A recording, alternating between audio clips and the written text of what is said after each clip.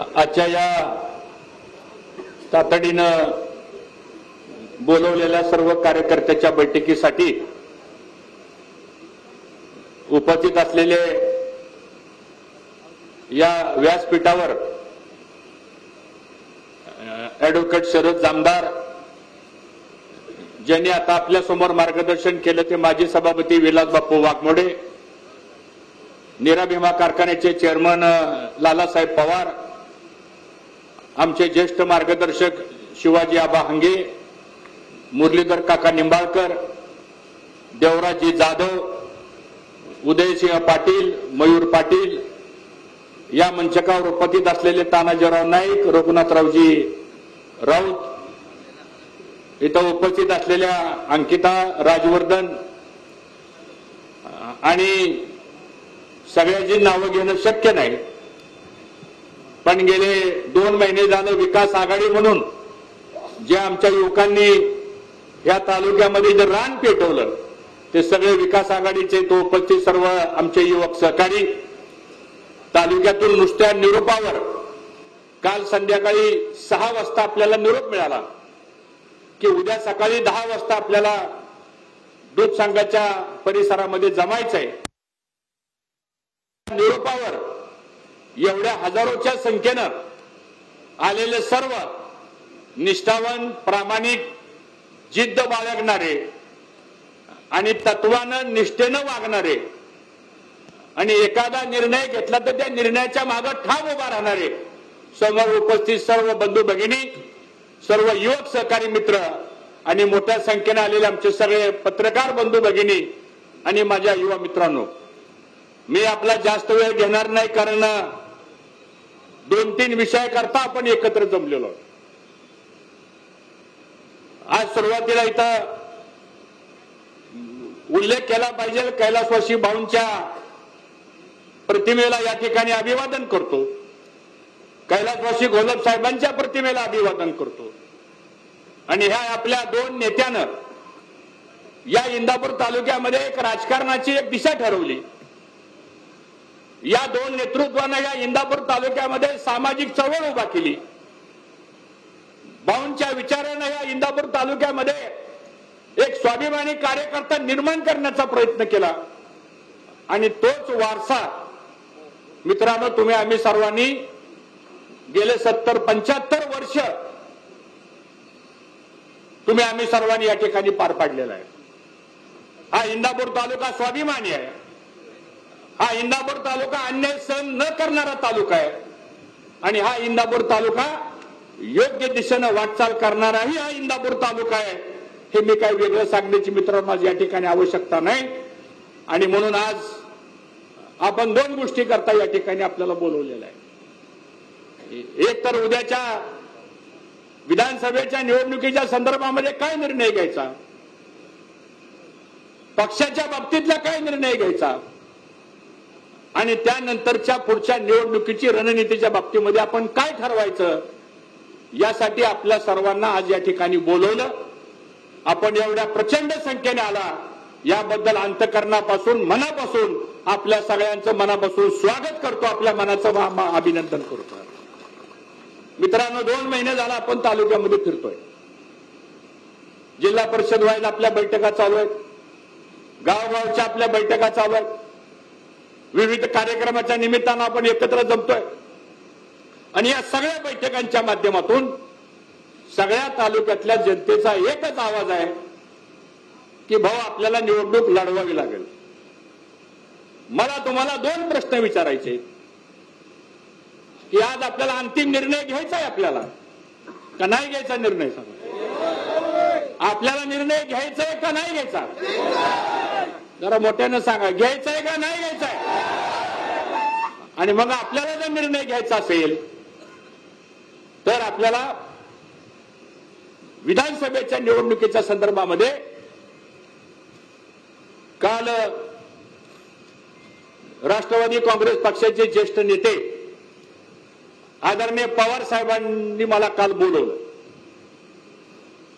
आणि काल 12:30 वाजता सिल्वर ओकला त्यांची आणि माझी बैठक झाली आणि त्या बैठकीमध्ये भागवत भाऊ इकडे.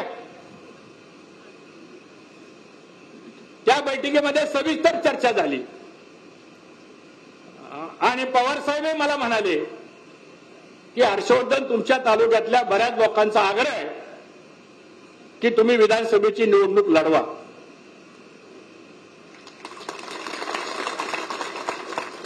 पुन्हा मला म्हणाले, तुम्ही काय निर्णय घेणार आहे?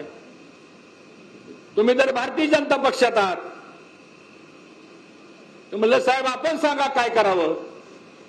साहेब म्हणले, तुमच्या जनतेचा आग्रह असेल तर तुम्ही निर्णय घ्या आणि तुम्ही निर्णय घेतल्यानंतर बाकीच्या गोष्टीची जबाबदारी माझी राहील. अशा पद्धतीची चर्चा मित्रांनो काल झाली. मग आता मला तुम्हाला प्रश्न विचारायचा आहे की आपण राष्ट्रवादी काँग्रेस पक्षामध्ये प्रवेश करायचा का नाही करायचा? प्रवेश करायचा आहे का नाही करायचा? मग आपल्या सगळ्यांच्या साक्षीनं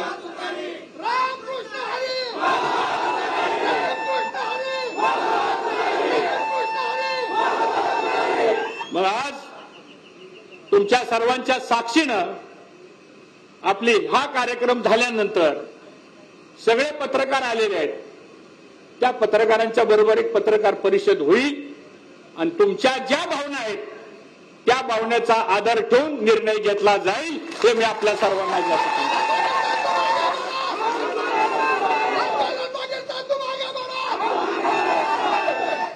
दुसरी चर्चा आमची झाली की त्यांना भेटण्याच्या अगोदर मी मागच्या 4 दिवसापूर्वी उपमुख्यमंत्री देवेंद्र फडणवीस साहेबांना सुद्धा भेटलो. रात्रीची त्यांनी वेळ दिली.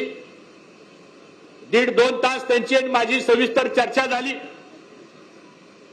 त्यांनी काय प्रस्ताव माझ्यासमोर ठेवले, त्यांनी काय भूमिका माझ्यासमोर मांडली, मी पण माझी भूमिका त्यांच्यासमोर मांडली आणि त्यांनी मांडलेल्या भूमिकेवर, मी मांडलेल्या भूमिकेवर 2 महिन्यामध्ये तुम्ही माझ्याकडे धरलेला आग्रह, त्या बाबतीतली भूमिका, या सगळ्या प्रश्नांच्या बाबतीमध्ये माझी आणि देवेंद्र फडणवीस साहेबांची सविस्तर चर्चा झाली. आणि मग मी त्यांना सांगितलं, साहेब मला आता माझ्या तालुक्यातल्या कार्यकर्त्याचा जो आग्रह आहे त्या आग्रहाच्या विरोधामध्ये मला जाता येणार नाही.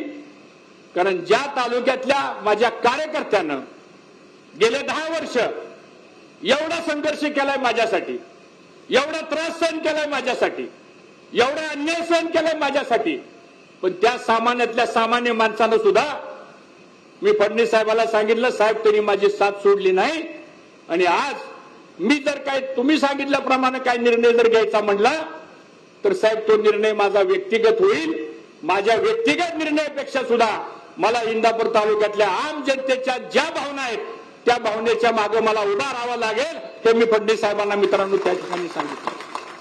आणि मग शेवटी त्यांनी सांगितलं, हर्षवर्धन पाटील ठीक आहे, शेवटी तुम्हाला काय योग्य वाटतं ते तुम्ही निर्णय घ्या, माझ्या पण अडचणी तुम्ही समजून घ्या.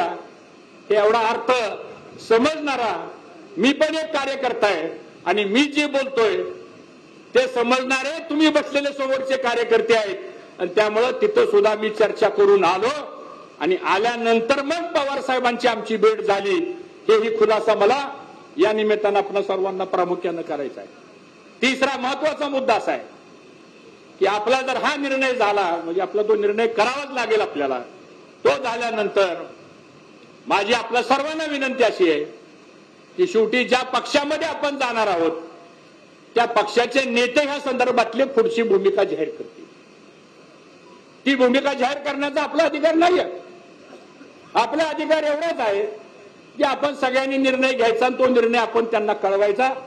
आणि त्यासाठी तुम्हाला या ठिकाणी बोलवलेलं आहे. आणि मला असं वाटतं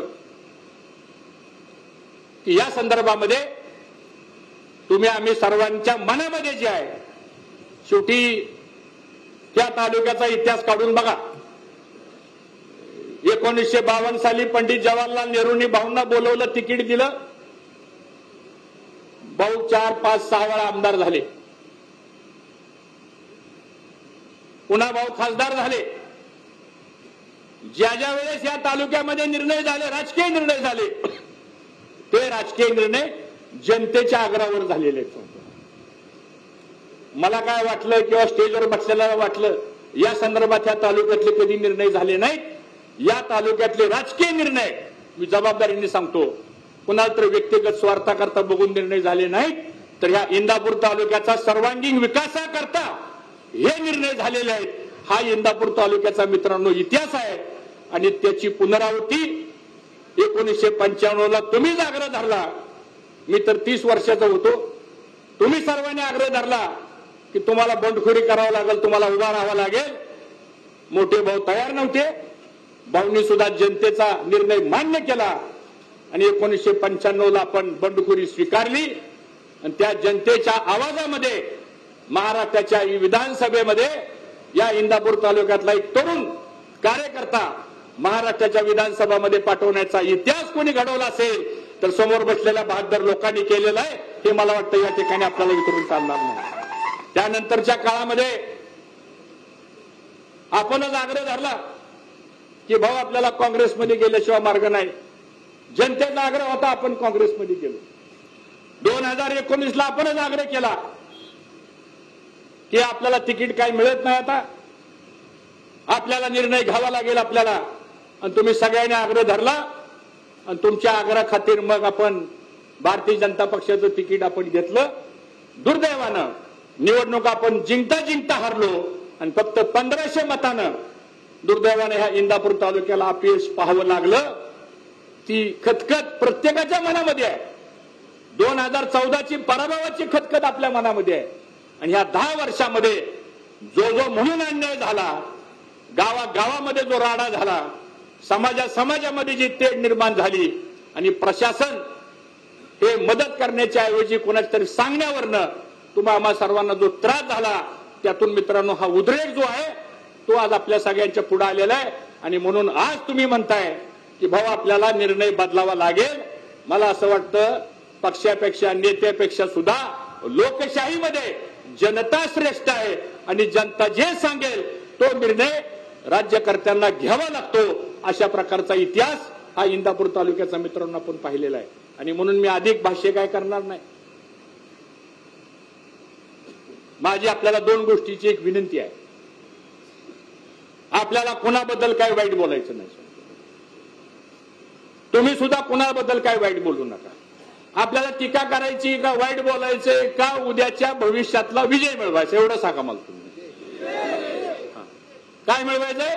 मग हे सगळं जर आपल्याला घडवायचं असेल तर सगळ्या गोष्टी संयमानं शांतपणानं आपण घ्या. या इंदापूर तालुक्यामध्ये 60 वर्ष आपण विजयही बघितलेला आहे आणि 10 वर्षातला पराभवही बघितलेला आहे. या इंदापूर तालुक्यानं 35 वर्ष मंत्रिपदही बघितलेलं आहे, खासदारही भाऊंच्या रूपानं बघितलेलं आहे. आणि तसं पाहिलं तर पवार साहेबांचं कुटुंब आणि आपल्या कुटुंबाचे व्यक्तिगत संबंध आहेत. राजकीय विषय वेगळे पण व्यक्तिगत संबंध आहेत. मोठ्या भाऊंच्या काळापासून जर आपण बघितलं तर व्यक्तिगत संबंध हे 6 दशकाचे आपले आहेत. आणि म्हणून राजकारणामध्ये प्रत्येकाचा निर्णय वेगवेगळ्या पद्धतीने त्या काळामध्ये झाले असतील, पण व्यक्तिगत संबंधांच्या बाबतीमध्ये सुद्धा कधी आपण टोकाची भूमिका घेतली नाही. कारण आपण संस्कारातनं वाढलेली माणसं आहोत, आपण सुसंस्कृत पद्धतीने वाढलेली माणसं आहोत. आणि म्हणून कुणावरही टीका करू नका, कुणाला काय बोलू नका, कुठल्या ह्या विषयावर चर्चा करू नका, अंदाजपंचे काही सोशल मीडियावरती काही लिहू नका. जे व्हायचंय ते सगळं व्यवस्थित होईल. आणि म्हणून आपल्याला मागच्या 10 वर्षाचा जो त्रास झालेला आहे ते जर दुरुस्त करायचं असेल तर मला असं वाटतं इथं आलेला प्रत्येक जण हा उद्याच्या परिवर्तनामधला महत्वाचा घटक आहे आणि त्या पद्धतीने आपण मित्रांनो काम करूया. एवढीच मला आपल्या सर्वांना विनंती करायची. आज इथं ज्यांनी ज्या भावना व्यक्त केल्या, गेले महिना 2 महिने ज्या पद्धतीनं सर्वांनीच आपल्या भावना व्यक्त केल्या, मी व्यक्तीच्या मनापासून सर्वांचा ऋणी आहे. मी कार्यकर्ता असा आहे, मी काय पदाला हापापलेला माणूस नाही. राजकारणामध्ये समाजकारणामध्ये तिथं काय लिहिलंय तेच घडणार आहे. त्यामुळे त्याची फार चिंता आपण मित्रांनो करण्याची आवश्यकता नाही. पण एक गोष्ट मात्र मी आपल्याला ग्वाही देतो की येणाऱ्या पुढच्या काळामध्ये इंदापूर तालुक्याचा वनवास, राजकीय वनवास हा संपुटात आल्याशिवाय राहणार नाही आणि एक नव्यानं विकासाचं पर्व सुद्धा या तालुक्यामध्ये आपण निर्माण केल्याशिवाय राहणार नाही. एवढीच भूमिका मी आपल्या सर्वांच्या माध्यमातून या ठिकाणी घेऊ इच्छितो. पुन्हा एकदा आपण आल्यानंतर बरीच लोक आज काही येऊ शकलेले नाहीत. गावागावामध्ये गेल्यानंतर मला असं वाटतं की त्याही माणसांची संपर्क आपला राहिला पाहिजे, त्याही लोकांशी आपण बोललं पाहिजे आणि जो काही निर्णय जाहीर करायचा असतो म्हणजे आपला रोल फक्त त्यांच्या पक्षामध्ये प्रवेश करणं हा आपला रोल आहे, बाकीचा रोल आपला नाहीये. मग त्यांच्या पक्षात प्रवेश करताना मग तारीख कोणती असेल, पुढचं काय होणार आहे हे बोलण्याचा आपला अधिकार नाही. त्यामुळे आपल्या सगळ्यांचा एवढाच मुद्दा आहे की आपल्याला त्या पक्षात जायचंय. मी पुन्हा विचारतो, आपल्याला त्या पक्षात जायचंय का? एकदा हात वर करून सांगा, जायचंय का? मग आपल्या सगळ्यांच्या मनाप्रमाणे मी आता पत्रकार परिषद घेऊन या संदर्भातली भूमिका स्पष्ट करतो आणि त्यानंतर जी काही तारीख आणि जो काही निर्णय या पक्षाचे जे प्रमुख घेतील त्याचा तुम्हाला 2 मिनिटांमध्येच लगेच कळणार आहे. ते काही वेगळं सांगण्याची आवश्यकता नाही. पण एक मात्र पुन्हा मला सांगायचंय की उद्या काय जरी झालं तरी 2 वेळच्या निवडणुकीचा जो अनुभव आपल्याला आलेला आहे त्या अनुभव मात्र जमेत धरला पाहिजे आणि काय जरी झालं तरी पुन्हा तिसऱ्यांदा उद्या आपल्याला लढायची वेळ आल्यानंतर आपण कुठं कमी पडता कामा नये एवढी मात्र खबरदारी मला असं वाटतं तुम्ही सर्वांनी घेण्याची आवश्यकता आहे. एवढंच मला या ठिकाणी सांगायचंय. खरंच मी स्वतःला धन्यवाद समजतो. मुरली काका माणसं पद असताना बरोबर राहत नाहीत, माणसं मोठमोठी पदं असताना सुद्धा बरोबर राहत नाहीत.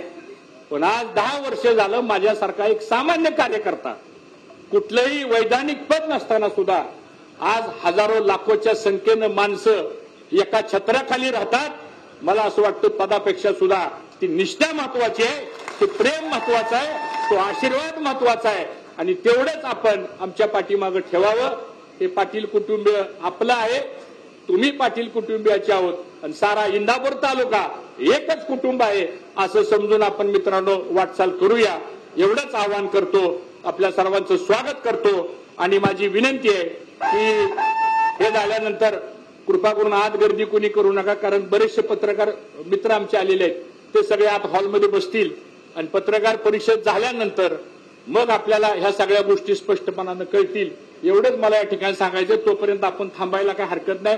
5-10 मिनिटांमध्ये आतला विषय संपेल आणि मग आपल्याला या ठिकाणी येऊन पुढचं काय नियोजन करायचंय, कसं करायचंय या संदर्भातली भूमिका आपण जाहीर करू. एवढंच सांगतो ना आपल्या सर्वांचं अभिनंदन करतो. जय हिंद, जय महाराष्ट्र. खाली बसा सगळे.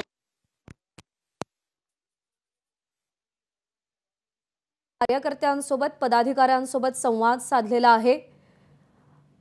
कोणत्याही निर्णयापर्यंत येण्याआधी आपण देवेंद्र फडणवीस यांना भेटलो होतो, त्यांच्यासमोर भूमिका मांडली, त्यांनी काही प्रस्ताव ठेवले होते असं देखील हर्षवर्धन पाटील म्हणाले. थोड्याच वेळात पत्रकार परिषद घेऊन ते भूमिका स्पष्ट करतील.